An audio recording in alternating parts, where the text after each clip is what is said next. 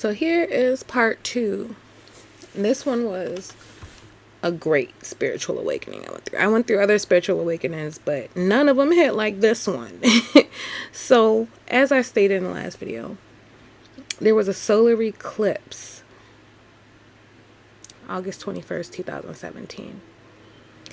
And leading up to that, I was super depressed, didn't understand why. Mind you, I was like 300 pounds. I was unhappy, trying to lose the weight, and not realizing what was going on in my life. Like, I had everything. I had a car, home, had a husband, I had a dog. I had it all. And I didn't understand why I was so depressed. Couldn't even get intimate with my husband because I thought that I had hormonal issues due to my weight. So that's what kind of started my weight loss journey before.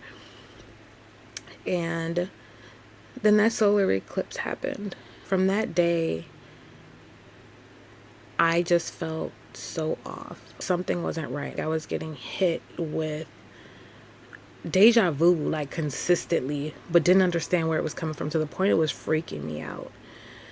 I was doing Lyft September 3rd, 2017. So not too long after the solar eclipse. I should share some of my transits that were going on in that time period too, because that is mind-blowing. It was meant to happen.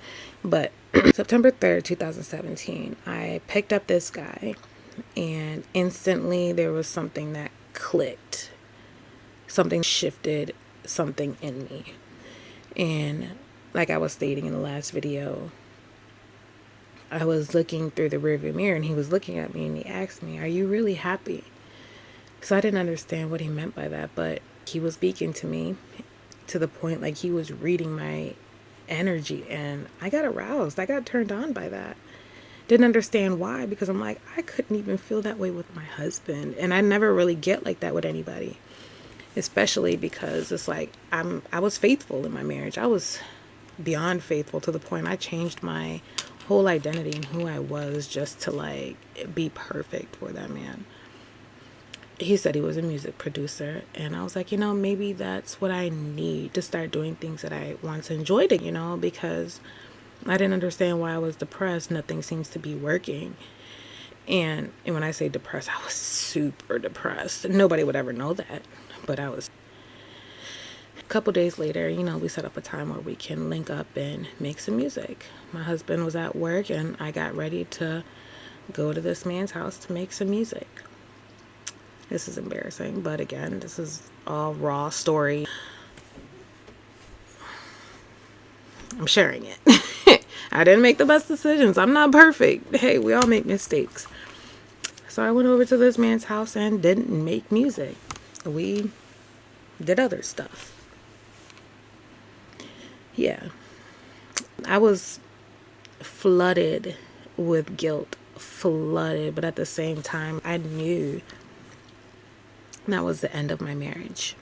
And like I was saying before, I was having deja vus and like these visions of me not being with my husband, but I didn't understand why. And mind you, I was a Christian, and I thought I was going to go to hell because I divorced my husband, and I didn't understand why, but it just felt like something was pulling it apart. Anyways, that happened. So that night, because of the guilt, I called my husband and I told him to meet me at the Walgreens parking lot because I was scared to go home and I was scared to face him. And I told him that I cheated. I was kind of hoping that he'd be like, "Oh, F you, B, I don't ever want to see you again." Because again, it would have been easier. Be real. It's easier to like leave somebody, especially when they're not a horrible person. Like, some people are just unaware of themselves, and we can't get mad at people for not being fully aware of themselves at the moment that they didn't realize, like I did. I wasn't fully aware of myself. But I came to realize I had to let him know, like, hey, this is over. I realized what it was that I was missing, and I'm not using that as an excuse, but it did show me a lot more about who I am. Yeah, I feel bad about the situation that happened, but do I regret it? To be honest, to this day, no, because it opened up who I am today. And I appreciate the lesson that I learned. But I realized that I was missing somebody to actually see me, to feel me, to sense me, to be able to read me without me having to like explain. Because, like, for example, my ex-husband, like, he wasn't a bad guy, but if I ever got depressed, it was kind of hard to talk to him because it's like he didn't really understand. Like, he kind of, took everything as criticism. He thought that he was the culprit of me feeling the way I wasn't. It wasn't that. It was just, I didn't know what it was. And I've read self-help books and marriage books. I wanted to do counseling. He didn't want to do counseling. But I felt like that was supposed to happen. So, ever since that happened, anyways, so from that moment on, it's like I knew my life was about to change. I was so used to being in the same routine for 7, 8 years. I didn't know how to do it on my own. So me and the guy ended up kind of getting into a situationship. Not very healthy. It was very, very, very toxic. It was abusive at one point. And I felt like that was my karma. I felt like that was my karma for what I did. I was ashamed. All of a sudden, I got an eviction notice. So I had to move out of my place, and I ended up moving in with him. All of a sudden, I lose my job that I've had for forever, and I loved that job. It was just like, because I was grieving, and I know it sounds crazy because it's like I'm the one who cheated, but I was really like grieving heavy over all of that, because again, it was like that was a really tough shift. So I was grieving over that, and then I was going through, the abuse at that place, losing my job. It was like to the point where you feel like you're standing there and everything is just falling from around you, to the point you don't know what to do. Like everything was getting cleared away. I thought I was gonna die. Like that spiritual awakening hit so hard. I thought I was gonna die. So I'm like, I don't know what to do or where to go. Like everything was so dark. I did not see not one lick of light in that tunnel. Everything was just dark. So I got into a lot of drinking, smoking, anything to like numb everything that I was going through. I didn't know what to do with myself. I lost my home. I lost my job. I ended up going back to nursing and dealing with the abuse there. And then there was one moment where things got real abusive. We got into bad physical altercations to the point the cops were called. I knew I needed to leave that place. I had nowhere to go. I didn't know what I was going to do. I was like, don't tell me I'm about to live out of my car. Until I called a friend that me and my ex-husband had. And she's very intuitive. But that day, it was just different because I called her as soon as I was about to leave. I was packing up my stuff to get out of that house, and I wanted the cops to stay there because I didn't trust that man. As soon as I called her, instantly picked up the phone. She said the keys are in the mailbox. And I was like, how does she know? But anyways, so I got my stuff, went over to her house. I ended up staying with her, I say maybe a month or two. I was drinking, I was smoking, I was doing anything to get out of my mind and out of avoiding what I was feeling. Throughout that time, these deja vus, like I was seeing everything before. It was like, have you ever had you've had a deja vu before. The deja vus that I was experiencing at the time were like, I already knew what was about to happen. I knew which car was going to turn. It was like, like the deja vu was like a quick flash, but the deja vu that I was having, it was going on for weeks. It was like a movie scene, a week-long movie scene, and I was watching everything happen, and it's like I knew what was going to happen, to the point I was getting freaked out. I thought there was something wrong with me. I thought I was going crazy. So I ended up mending things with my ex-husband. Not like that. We were still separated. We're actually trying to work on a divorce. Him and his family welcomed me back in, so that way they knew that I was safe. Thank goodness, because their family is very loving, and I thought maybe they all would have like hated me. They did for a minute, but we all got past it. I moved back in with my ex-husband. I had my own room. We weren't together. We weren't doing nothing of the sort. I meet another guy And this one was different too. This one, I guess what they would probably call it nowadays, a twin flame, I guess. I don't know. I met this guy. He was a Taurus too. Taurus understands Taurus.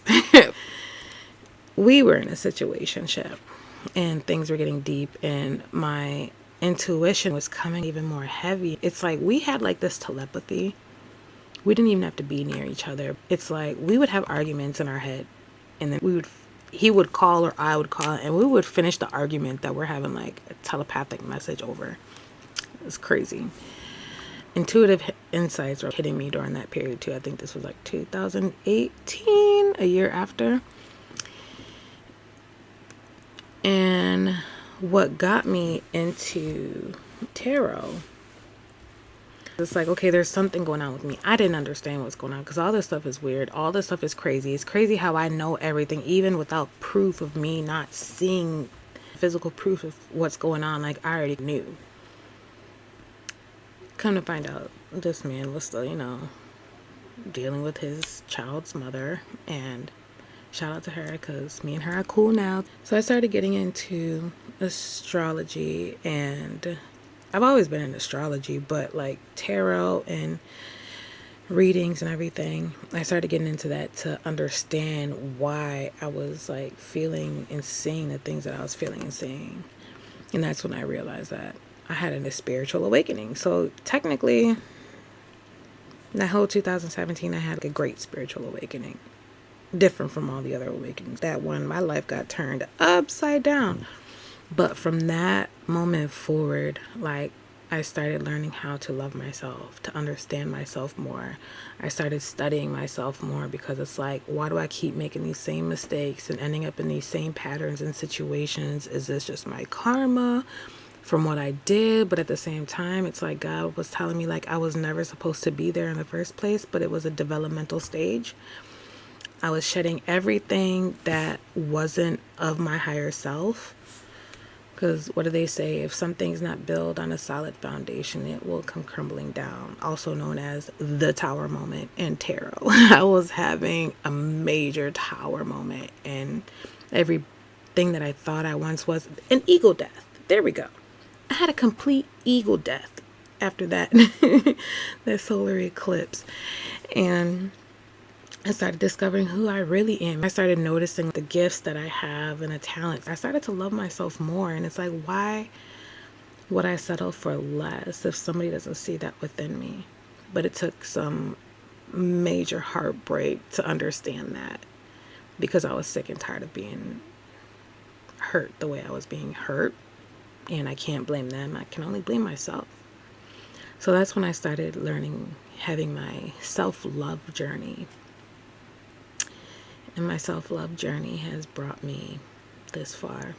I hope I'm not just rambling. Hopefully this is like interesting. But the main key that I'm trying to share with this great awakening is that spiritual awakenings are not pretty. I mean, you'll be grateful and full of gratitude after the awakening. But that ego death and releasing everything that was not of you in order to elevate and grow into who you need to be, it sucks.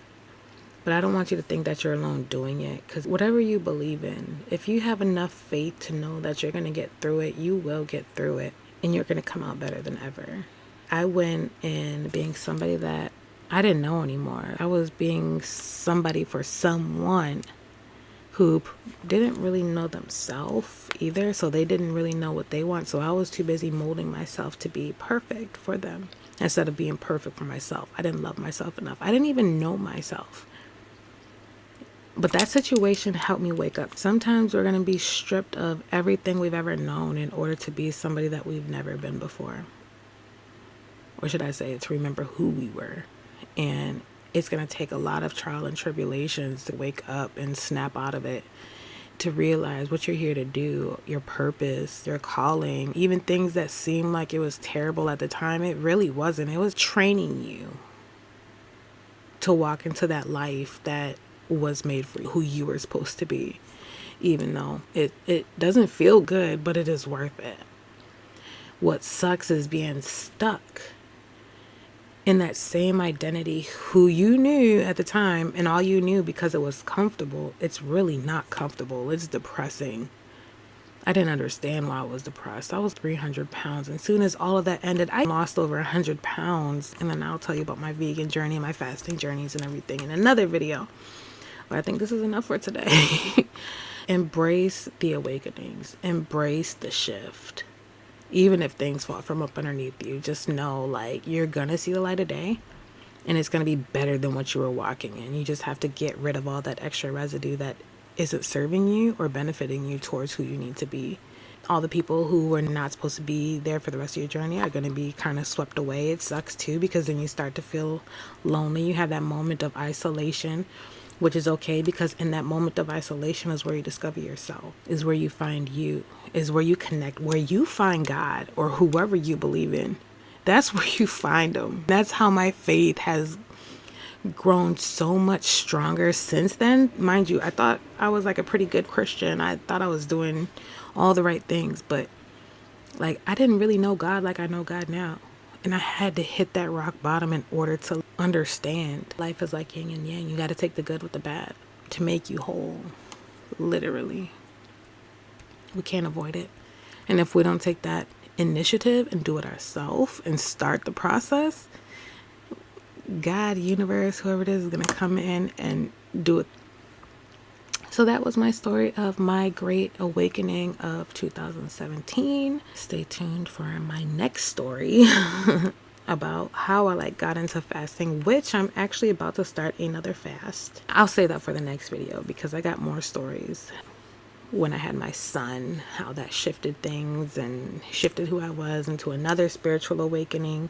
Like I've went through hella spiritual awakenings for my own good, but it's all still part of the same purpose in a way. And I can't wait to share that with you guys with all humility. But see you in the next video.